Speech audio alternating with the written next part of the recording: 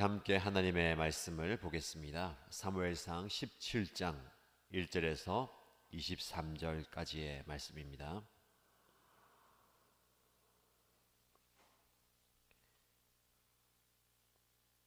사무엘상 17장 1절에서 23절까지 말씀을 함께 읽겠습니다. 블레셋 사람들이 또 전쟁을 일으키려고 군인을 모두 모아 유다의 소고에 집결시키고 소고와 아세가 사이에 있는 에베스담밈에 진을 쳤다. 사울도 이스라엘 군인들을 집결시켜 엘라 평지에 진을 친 뒤에 블레셋 군인들과 맞서서 싸울 전열을 갖추었다. 그리하여 블레셋과 이스라엘이 골짜기를 사이에 두고 이쪽 저쪽 산 위에서 맞서서 버티고 있었다. 블레셋 진에서 가드 사람 골리앗이라는 장수가 싸움을 걸려고 나섰다. 그는 키가 6규빗하고도 한 뼘이나 더 되었다. 머리에는 노스로 만든 투구를 쓰고 몸에는 비늘 갑옷을 입었는데 그 갑옷의 무게는 놋 5,000세겔이나 되었다. 다리에는 노스로 만든 각반을 차고 어깨에는 노스로 만든 창을 메고 있었다. 그의 창자루는 배틀의 용두머리만큼 굵었고 그 창날의 무게는 쇠 600세겔이나 되었다. 그의 앞에서는 방패를 든 사람이 걸어 나왔다. 골리앗이 나와서 이스라엘 전선을 마주보고 고함을 질렀다. 너희는 어쩌자고 나와서 전열을 갖추었느냐? 나는 블레셋 사람이고 너희는 사울의 종들이 아니냐? 너희는 내 앞에 나설 만한 사람을 하나 뽑아서 나에게 보내어라. 그가 나를 쳐 죽여 이기면 우리가 너희의 종이 되겠다. 그러나 내가 그를 쳐 죽여 이기면 너희가 우리의 종이 되어서 우리를 섬겨야 한다. 이 블레셋 사람이 다시 고함을 질렀다. 내가 오늘 이스라엘 군대를 이처럼 모욕하였으니 너희는 어서 나에게 한 사람을 내보내어 나하고 맞붙어 싸우게 하여라. 사울과 온 이스라엘은 그 블레셋 사람이 하는 말을 듣고 몹시 놀라서 떨기만 하였다. 다윗은 유다 땅 베들레헴에 있는 에브랏 사람 이새의 아들이다. 이새에게는 모두 아들이 8명 있었는데 사울이 다스릴 무렵에 이새는 이미 나이가 매우 많은 노인이었다. 이새의 큰아들 셋은 사울을 따라 싸움터에 나가 있었다. 군대에 가 있는 그 세 아들의 이름은 맏아들이 엘리압이요 둘째가 아비나답이요 셋째가 삼마였다. 다윗은 8형제 가운데서 막내였다. 위로 큰 형들 셋만 사울을 따라 싸움터에 나가 있었고 다윗은 사울이 있는 곳과 베들레헴 사이를 오가며 아버지의 양떼를 치고 있었다.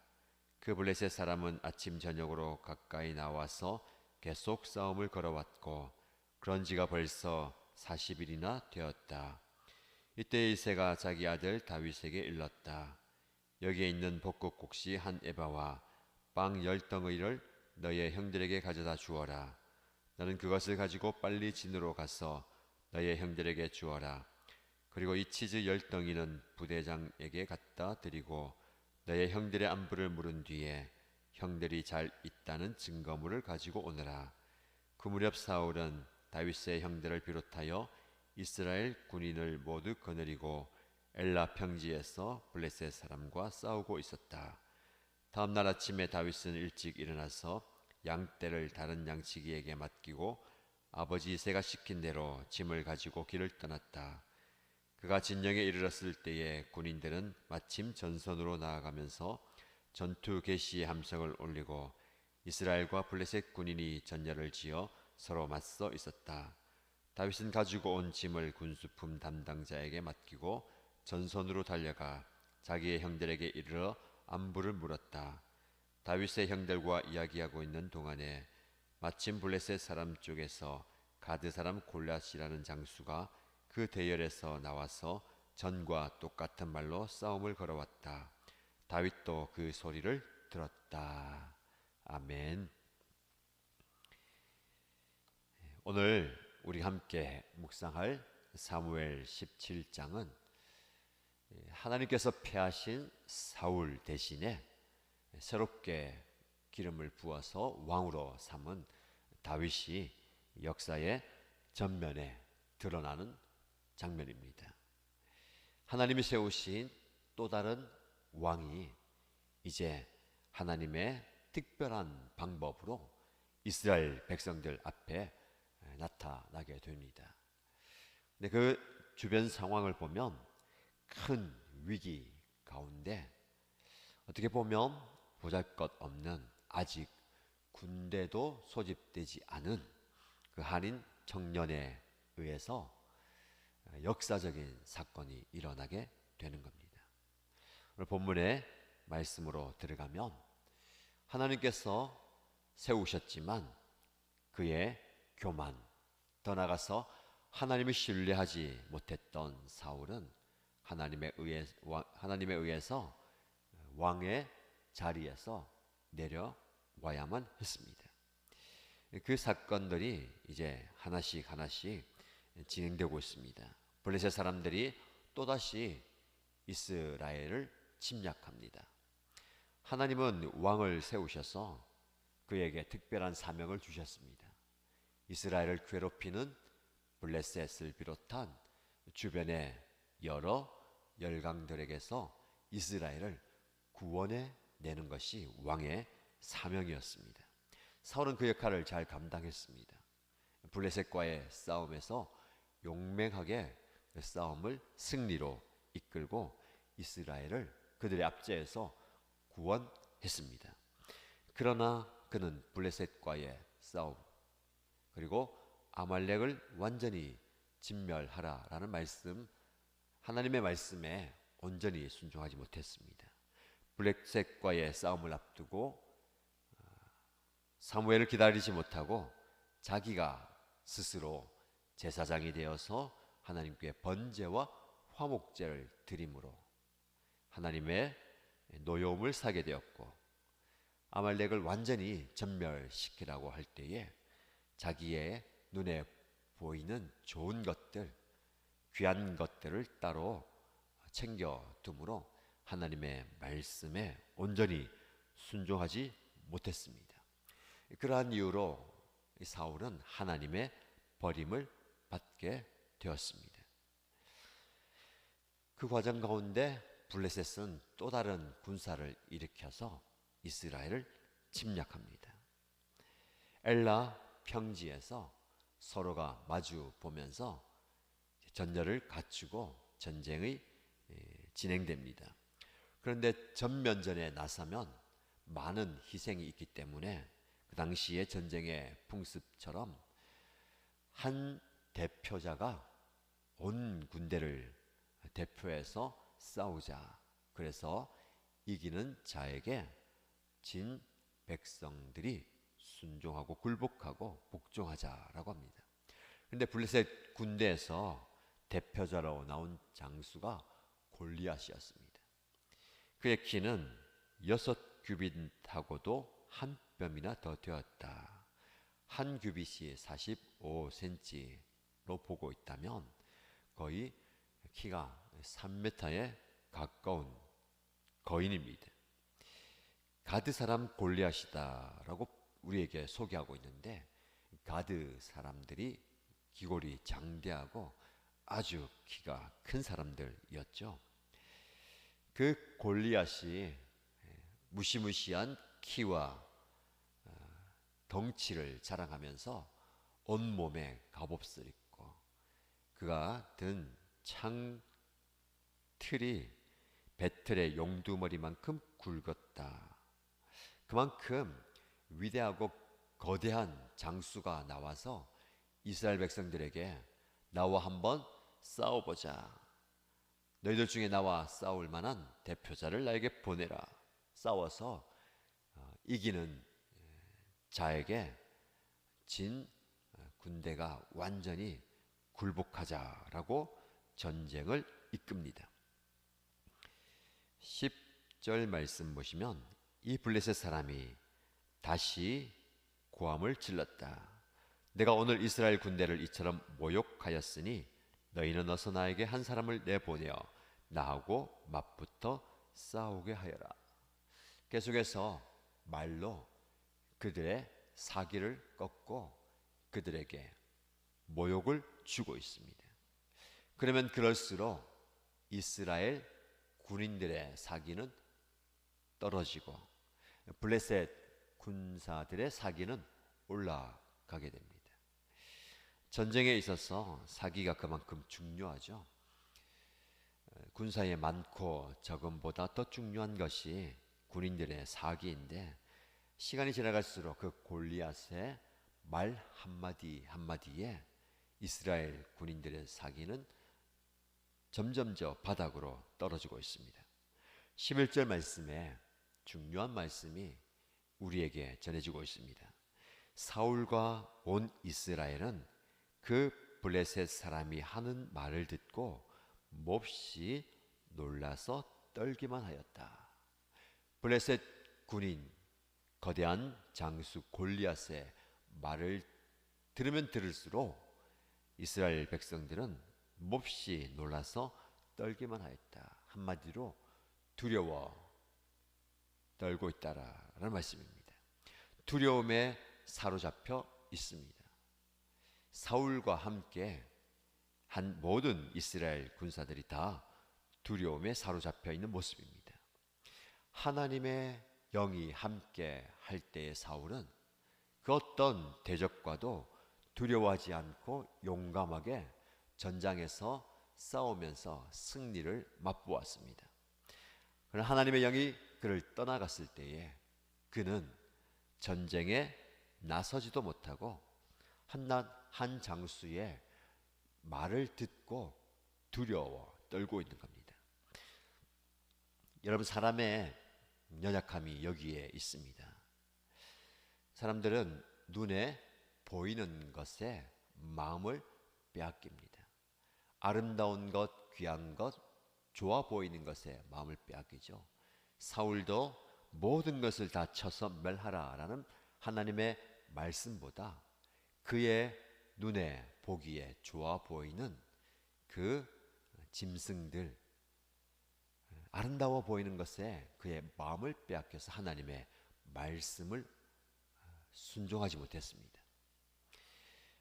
사울과 이스라엘 백성들의 눈에 보이는 것은 자기들보다 더 거대하고 용맹하게 보이는 골리앗이었습니다. 그의 덩치와 그의 무기, 그의 외적인 모습을 보면서 마음이 녹아 내려 버렸습니다. 세상을 볼 때에 세상이 우리보다 더 크게 보이고 더 위대해 보이고 더 강력해 보이면 우리의 마음에 두려움이 휩싸입니다. 전쟁에 나가서 용감하게 싸워야 할 군인이 두려움의 마음에 이미 사기가 꺾여버리고 내 마음의 전쟁터에서 두려움에 의해서 내가 굴복해 버리는 겁니다. 외적인 전쟁이 있다면 내면의 전쟁이 있습니다. 외적인 전쟁에서 승리를 맛보아야 하는 이스라엘 백성들이 그 전쟁에 나서기도 전에 내면의 전쟁, 자기 마음의 전쟁에서 두려움에 의해서 완전히 마음이 굴복해 버리고 복종해 버린 겁니다. 마음이 무너졌기 때문에 외적인 전쟁을 해봐야 백전백패일 겁니다. 그만큼 우리의 마음속에 있는 두려움과의 전쟁이 중요합니다. 지금 여러분들은 무엇 때문에 두려워하십니까? 아까 말씀드린 것처럼 우리가 눈에 보이는 것 때문에 우리는 굉장히 두려움에 사로잡힙니다. 그런데 말씀을 좀 깊이 묵상해 보면 그들이 골리앗을 볼 때에 굉장히 놀랐습니다. 당황하죠. 어느 누구도 그와 맞서 싸울 사람, 나서는 사람이 없습니다. 그런데 눈에 보이는 것보다 더 그들을 힘들게 하고 어렵게 하는 것은 그의 말이었습니다.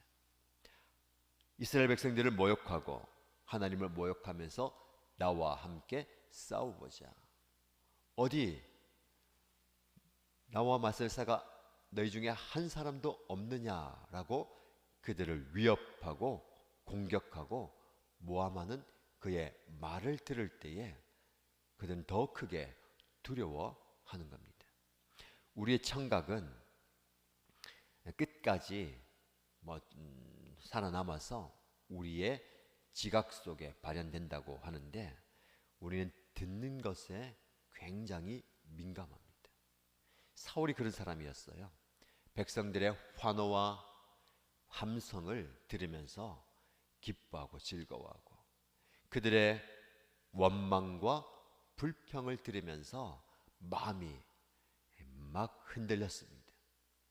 그만큼 듣는 것이 중요하죠. 무엇을 듣느냐 중요합니다. 이스라엘 백성들을 비롯한 많은 군인들은 골리앗의 말을 듣고 완전히 마음이 무너졌습니다. 여러분, 세상의 이야기, 세상의 말을 들으면 마음이 흔들릴 수밖에 없습니다. 그들의 온갖 이야기에 우리의 마음이 녹아지고 무너지는 경우가 얼마나 많이 있습니까? 세상의 이야기가 많이 들려올수록 우리는 하나님의 음성에 귀를 기울여야 합니다. 어제까지, 아니 오늘 이 새벽에 이 말씀을 듣는 바로 이 순간 전까지 여러분들은 자면서도 일하면서도 예배하면서도 세상의 이야기들, 사단의 속삭임에 얼마나 마음이 아파하고 괴롭고 힘들었습니까? 끊임없이 세상은, 사단은 우리의 귀를 통해서 우리의 마음이 흔들리고 우리의 영이 무너지도록 부정적인 이야기들과 거짓 이야기들을 속삭입니다. 그 이야기에, 그 말에 너무 마음을 빼앗기지 마시기 바랍니다. 들려올 수 있습니다. 우리 귀는 열려 있어요. 열려 있기 때문에 온갖 소리가 다 들려옵니다.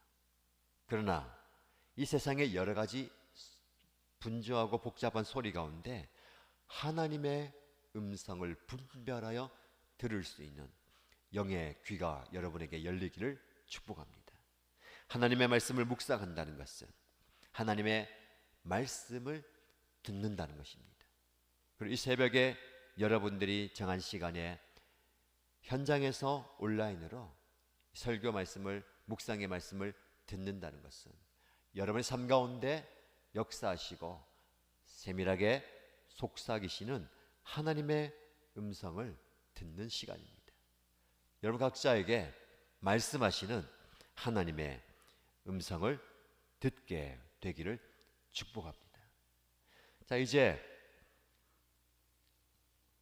장면이 전환되어서 전쟁이 한창이고 사기가 떨어질 대로 떨어져 있는 그 이스라엘 백성들의 모습이 지나가고 다윗의 모습이 나옵니다. 아들 3명을 전쟁터에 보낸 다윗의 아버지가 그들의 안부를 묻기 위해서 막내 아들을 전쟁터에 보내죠. 먹을 것들을 싸서 형들에게, 그리고 형들을 맡고 있는 부대장에게 전해주면서 형의 안부를 확인하고 오라라고 다윗을 보냅니다. 다윗은 아버지의 말에 순종해서 그 전쟁터에 가죠. 형들을 찾아와서 이야기합니다. 그리고 마지막 말씀 23절 말씀에 다윗이 형들과 이야기하고 있는 동안에 마침 블레셋 사람 쪽에서 가드 사람 골리앗이라는 장수가 그 대열에서 나와서 전과 똑같은 말로 싸움을 걸어왔다. 다윗도 그 소리를 들었다. 40일 동안 옳은 전쟁을 하지 못하고 두려움에 떨고 있습니다. 왜? 골리앗이라는 장수 때문에. 오늘도 변함없이 이스라엘 백성들을 향해서 전에 했던 대로 말로 싸움을 걸고 그들을 모욕합니다. 자, 그럼 그 이어지는 말씀에 다윗도 그 소리를 들었다. 여러분, 블레셋 사람 골리앗의 말을 듣고 그들이 놀라서 떨기만 하는 두려움의 모습을 우리에게 증거했습니다. 11절 말씀이죠. 23절 말씀에는 다윗도 그 소리를 들었다. 똑같은 골리앗의 말이지만 거기에 의미를 두고 마음이 무너지는 그의 말로 들었지만 다윗은 지나가는 소리로 들었다라는 겁니다. 사단이 세상이 여러분들 위협하고 거짓으로 모함하고 모욕할 때에 의미 있는 말로 듣지 마시고 지나가는 소리로 들어야 합니다. 그래서 우리 마음속에 두려움이 아니라 의로운 분노가 일어나야 됩니다. 똑같은 이야기를 들어도 우리의 마음의 상태와 누구를 신뢰하고 내가 어떤 분을 의지하느냐에 따라서 그 세상의 이야기가 내 안에 두려움이 될 수도 있고 분노가 될 수도 있는 겁니다. 의로운 분노를 통해서 다윗은 그 소리를 바라는 골리앗과 맞서게 되는 거죠. 내일 함께 말씀을 묵상할 것입니다. 오늘 말씀을 묵상하시면서 여러분에게 기도의 제목으로 삼으시기 바랍니다. 세상의 이야기, 사단의 이야기에 제가 너무 의미를 두지 않게 하시고 하나님의 음성에 귀를 기울이는 하나님의 백성이 되도록 기도하시고 하나님의 음성을 듣는 저와 여러분 되기를 주님의 이름으로 축복합니다. 기도하겠습니다.